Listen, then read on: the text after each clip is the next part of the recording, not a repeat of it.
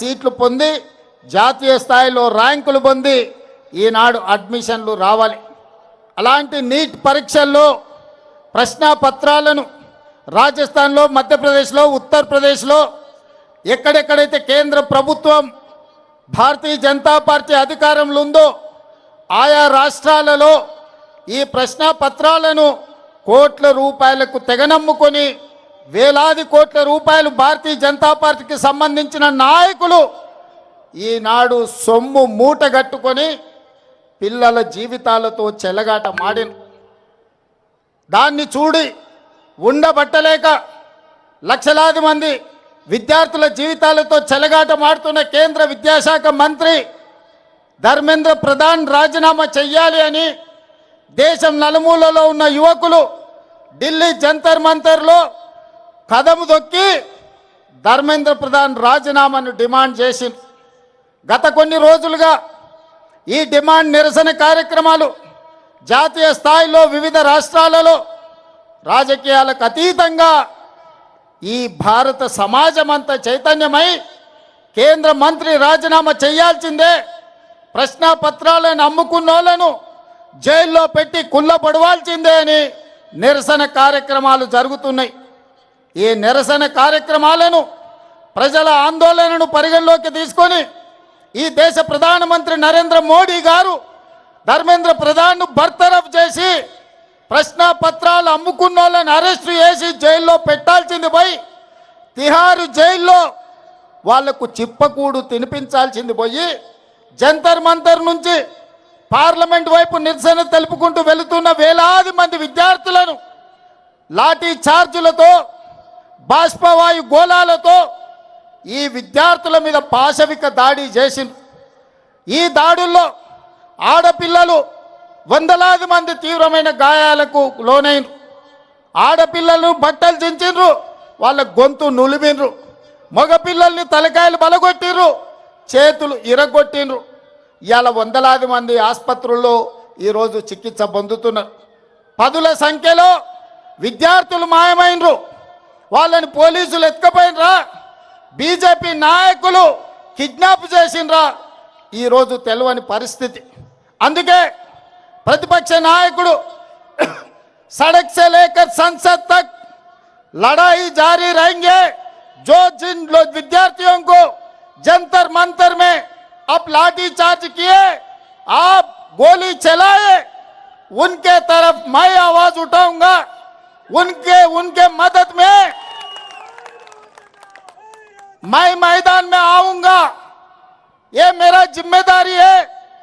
मैं ये नौजवानों को हिम्मत दिलाना चाहता हूं అని రాహుల్ గాంధీ, ప్రియాంక గాంధీ గారు మల్లికార్జున్ ఖర్గే నాయకత్వంలో ఆయన ఇంటి నుంచి ప్రధానమంత్రి ఇంటి ముట్టడికి బయలుదేరి. మిత్రులారా, ప్రజాస్వామ్యంలో నిరసన తెలపడం అనేది డాక్టర్ బాబాసాహెబ్ అంబేద్కర్ మనకిచ్చిన రాజ్యాంగ హక్కు. పార్లమెంటరీ వ్యవస్థలో ప్రజల సమస్యల్ని ప్రస్తావించడం ప్రజాప్రతినిధుల బాధ్యత. అందుకే 20 తారీఖు నుంచి ప్రారంభమైన లోక్సభ, రాజ్యసభల్లో ఈ ప్రశ్నాపత్రాల లీకేజీ, కేంద్ర ప్రభుత్వ వైఫల్యం, ధర్మేంద్ర ప్రధాన్ బర్తరఫ్కు సంబంధించి పార్లమెంటులో చర్చకు తీసుకోవాలని లోక్సభ స్పీకర్ గారిని కాంగ్రెస్ పార్టీ, ఇండియా కూటమి అడిగితే ప్రభుత్వం అనుమతిస్తలేదు. నరేంద్ర మోడీ ఒప్పుకుంటలేడు. నేను చర్చలు చేయను అని స్పీకర్ గారు చెప్పారు. ఇది నిజంగా ప్రజాస్వామ్యానికి దురదృష్టకరమైన పరిస్థితి. ఇది ప్రజాస్వామ్యానికి చీకటి రోజు. ఒక లోక్సభ స్పీకర్గా ఆ సభలో ఏ చర్చ జరగాలి, ఏ ఎజెండా ఉండాలి అనేది లోక్సభ స్పీకర్గా వారే నిర్ణయించాలి. వారు ప్రభుత్వం నుంచి ఒత్తిడికి లోనై నరేంద్ర మోడీ గారు భయపెట్టి లోక్సభ స్పీకర్ గారిని ఈ నీట్ పరీక్షలకు సంబంధించి కానీ, సిబిఎస్ఈ పరీక్షల కుంభకోణం గురించి కానీ ఈరోజు చర్చ జరగకుండా అడ్డుకున్నాడు. మిత్రులారా, ఈరోజు లోక్సభ స్పీకర్ మీద, ఢిల్లీ పోలీసుల మీద ఒత్తిడి తీసుకొచ్చి ఈరోజు నరేంద్ర మోడీ గారు పాశవికంగా కాంగ్రెస్ పార్టీ నాయకుడు రాహుల్ గాంధీ గారిని కొడితే రాహుల్ గాంధీ గారి ముక్కులో నుంచి రక్తం చిందింది. ఆ రక్తం ఈ నేలను తడిపింది. నేను ఒక్క మాట చెప్పదలుచుకున్న నరేంద్ర మోడీ గారికి, నరేంద్ర మోడీ గారు ఈ దేశ ప్రజల కోసం రక్తం చిందించడం గాంధీ కుటుంబంలో రాహుల్ గాంధీ మొదటివాడు కాదు, రాహుల్ గాంధీ చివరివాడు కాదు.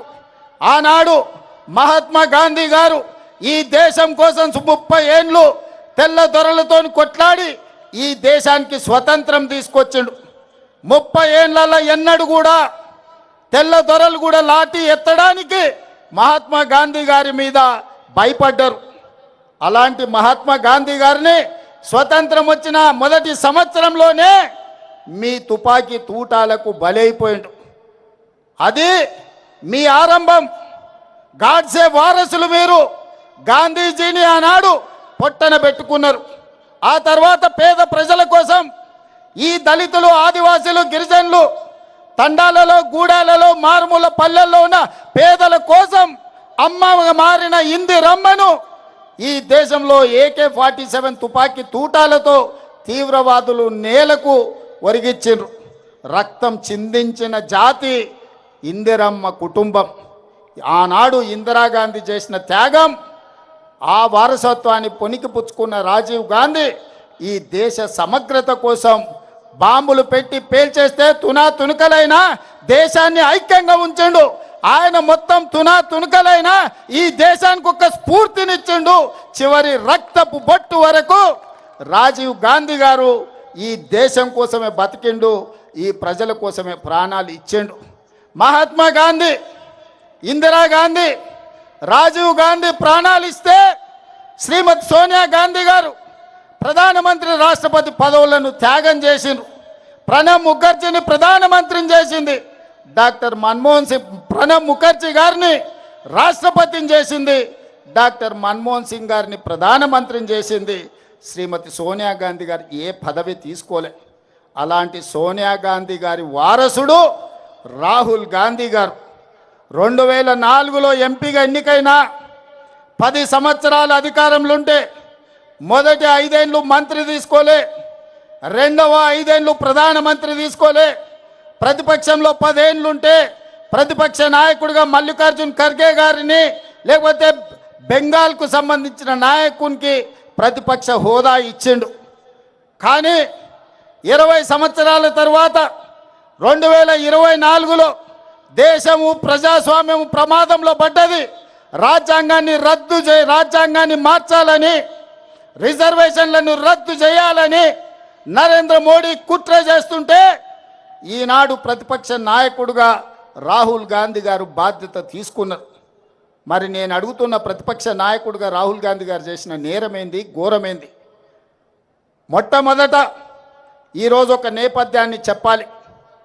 CBSE 10th ఇంటర్ పరీక్షా పత్రాలు గతంలో పేపర్లు దిద్దే విషయంలో జరిగిన అవకతవకలు, కుంభకోణాలకు 2019లో ఇక్కడ ఇంటర్మీడియట్ పరీక్షలు దిద్దిన గ్లోబరీనా సంస్థ, KTR బినామీ సంస్థ ఈడ ఇంటర్మీడియట్ 2019 పరీక్ష ఫలితాలలో అవకతవకలకు పాల్పడితే 27 మంది విద్యార్థులు ఆనాడు తెలంగాణలో ఆత్మహత్యలు చేసుకున్నారు.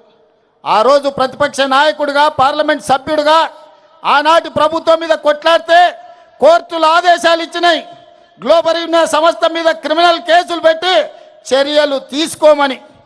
కానీ KTR అయిన బినామీ సంస్థ, ఆయన చీకటి మిత్రులైన గ్లోబరీనా సంస్థ యజమానుల మీద క్రిమినల్ కేసులు పెట్టలేదు, అరెస్టులు చేసి జైలుకు పంపలేదు. వాళ్ళ మీద ఎలాంటి చర్యలు